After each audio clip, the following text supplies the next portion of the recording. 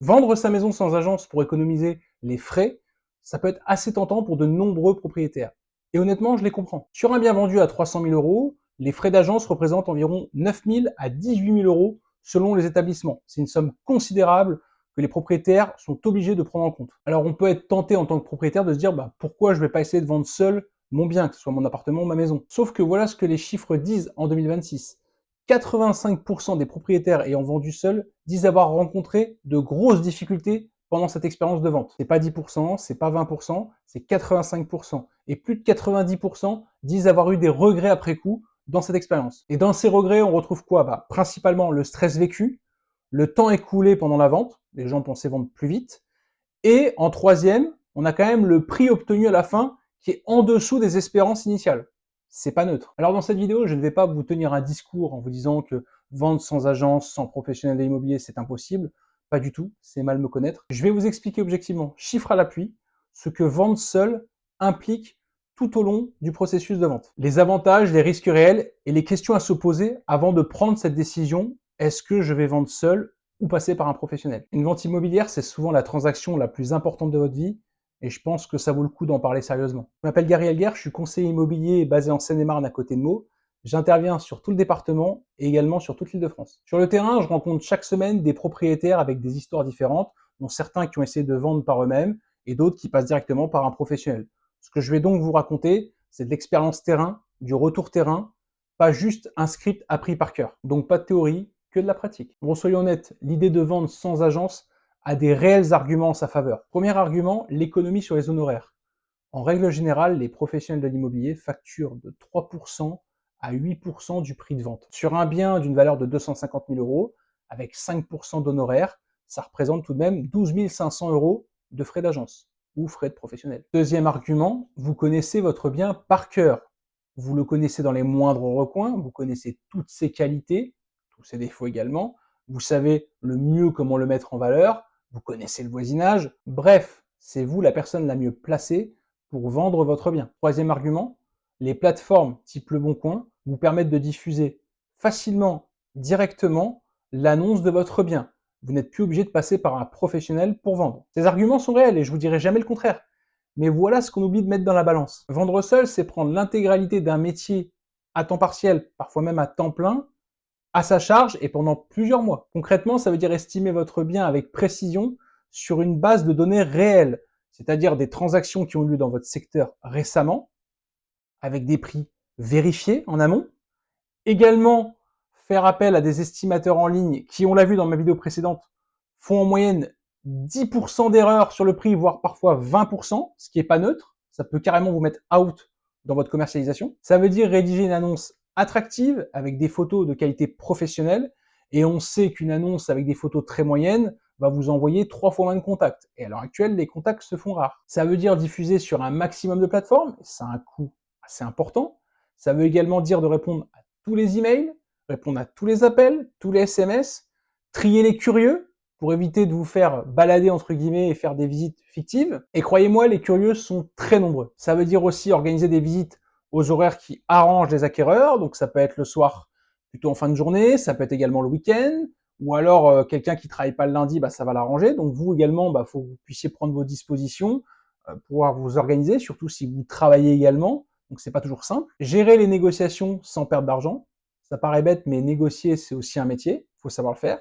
Et quand on négocie pour sa maison, on n'est pas toujours le meilleur, parce qu'on pense parfois avoir tous les tenants et les aboutissants, mais on peut être un peu déconnecté par rapport à la relation qu'on a en face, parce qu'on a de l'affect dans sa maison. Vérifier les finances de vos acquéreurs potentiels, leur demander des justificatifs, pouvoir vérifier tout cela. Constituer également le dossier juridique avant d'aller signer chez le notaire. Donc il y a quand même du boulot. Et tout ça, on l'a vu tout à l'heure, en parallèle de votre vie professionnelle. En termes de chiffres, un particulier qui vend son bien met en moyenne 92 jours avant d'avoir une proposition. Ensuite, il va se passer 3 mois supplémentaires pour les délais incompressibles de financement. Ces chiffres que je donne sont les chiffres officiels de la FNAIM, vous pourrez vérifier bien évidemment. Alors, ce qu'on peut se dire, c'est que 6 mois, c'est pas si long que ça finalement. Sauf que si on a mal positionné le bien en amont, on peut se prendre 3 à 6 mois supplémentaires. Et encore une fois, les chiffres ne mentent pas. Il est important de bien positionner son bien. Un bien qui s'éternise sur les plateformes, c'est un bien qui perd de la valeur. Les acquéreurs qui vont voir ce bien depuis un moment vont se dire, il y a un truc qui louche. Le bien n'est toujours pas vendu, il y a un truc qui va pas. J'ai pas envie de le visiter, ou alors si j'y vais, je vais faire une grosse négociation sur un coup de poker. Et vous, pendant ce temps-là, votre patrimoine, il perd de sa valeur. C'est ce qu'on appelle dans le métier un bien grillé ou cramé, et pour s'en sortir, il va falloir baisser drastiquement le prix. Alors tout à l'heure, on a vu les 3 arguments pour vendre seul, maintenant je vais vous parler des 3 risques à vendre seul également. Comme ça vous fera thèse, antithèse. Il y a 3 risques concrets que j'ai identifiés que les propriétaires découvrent souvent un peu trop tard. Risque numéro 1, la négociation. En France, la marge de négociation est en moyenne de 4 à 7% selon les notaires. Sur un bien à 300 000 euros, ça peut donc représenter 21 000 euros. Vous allez rencontrer des acheteurs qui ont visité peut-être une quinzaine de biens, qui sont aguerris en termes de négociation. Ils ont vu plein de biens, ils savent également comment négocier. Un acheteur bien préparé, qui a visité une quinzaine de maisons avant vous, il sait négocier. Comme j'ai dit, il est bien préparé.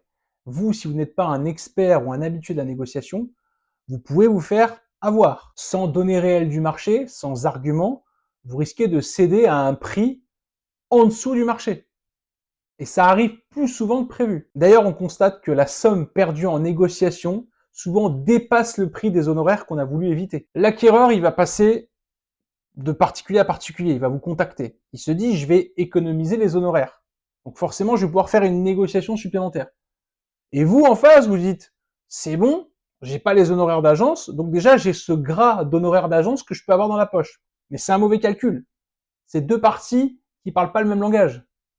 Et à la fin, souvent le perdant, c'est plutôt le vendeur. Risque numéro 2, les obligations légales. Une vente immobilière, c'est un acte juridique très encadré. Omettre une information obligatoire comme le DPE, le montant des charges ou s'il y a une procédure en cours dans la copropriété, ça peut vous exposer à une amende jusqu'à 3 000 euros. Et ce n'est que le début. Si un vice caché est découvert par l'acheteur, il dispose d'un délai de 2 ans pour recourir à la justice et donc de vous attaquer. Ces risques sont réels et souvent méconnu. Troisième risque, la qualification des acheteurs. Recevoir une offre d'achat, c'est une excellente nouvelle, sauf si l'acheteur n'a pas son financement. Dans ce cas-là, vous avez perdu 2 à 3 mois, votre bien a traîné, vous revenez sur le marché avec une position affaiblie. Un professionnel digne de ce nom, je dis bien digne de ce nom, vérifie systématiquement les finances des potentiels acquéreurs. Je vais même parler pour mon cas, je ne fais visiter aucun acquéreur potentiel qui n'a pas une simulation de moins d'1 mois validé. Alors ça peut me coûter parfois quelques insultes au téléphone, mais c'est pas grave, j'assume.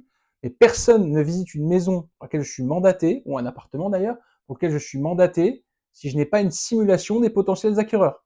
J'ai pas dit un accord de principe, une simulation. C'est un minimum, je pense, quand on veut acheter une maison, d'avoir de quoi justifier un minimum. Seul, vous n'avez pas toujours les outils ou les réflexes pour le faire. Quelqu'un va vous appeler pour visiter votre maison, votre appartement, vous allez essayer de vous rendre disponible pour pouvoir visiter. Vous n'allez peut-être pas oser dire à la personne, écoutez, si vous n'avez pas de documents, moi ça n'ira pas plus loin. Forcément, tout ça, c'est un métier, c'est des réflexes qu'on a quand on pratique ce métier. Vendre sans professionnel de l'immobilier peut fonctionner. Il y a 32% des Français qui y arrivent. Mais ceux qui réussissent ont 3 choses en commun. La première, ils ont estimé leur bien avec précision. Deuxième, ils ont du temps libre et également de l'expérience dans la négociation. Troisième chose, ils maîtrisent les aspects juridiques. Alors avant de décider, posez-vous ces 3 questions très concrètes. 1. Est-ce que j'ai le temps de gérer ça 3 à 6 mois dans l'année en parallèle de ma vie professionnelle? 2. Est-ce que je maîtrise sérieusement la négociation immobilière pour pouvoir défendre au mieux le prix de mon bien face à des acquéreurs assez bien préparés? 3. Est-ce que je connais toutes les obligations légales d'une vente immobilière pour éviter de potentielles poursuites juridiques après la vente? Si vous répondez oui à ces 3 questions, vous pouvez tenter l'aventure seul. Si vous avez un doute sur l'une de ces 3 questions, le coût d'une erreur risque de vous coûter beaucoup plus cher que le coût des honoraires que vous cherchez à économiser. Pour résumer, vendre un bien immobilier sans professionnel de l'immobilier, c'est possible, mais c'est un vrai travail. Cela demande du temps, des compétences en négociation et une bonne maîtrise des obligations légales. 85% des vendeurs seuls rencontrent une difficulté. C'est pas un avis, ce sont les chiffres de 2026. Si vous avez les compétences et le temps, pourquoi pas? Si vous voulez vendre au meilleur prix, sereinement et en toute sécurité, je ne saurais vous recommander de passer par un professionnel. C'est le meilleur investissement. Si vous envisagez de vendre votre bien en Seine-et-Marne ou en Île-de-France, ne vous lancez pas seul dans cette démarche. Une vente immobilière, c'est souvent la transaction la plus importante de votre vie et les erreurs coûtent très cher. Je suis là pour vous accompagner de A à Z, de l'estimation jusqu'à la signature chez le notaire définitive. Pas juste pour vous donner un chiffre, mais pour vendre au meilleur prix, dans les meilleures conditions. Retrouvez mes coordonnées en description, contactez-moi et on en parle ensemble. À très vite.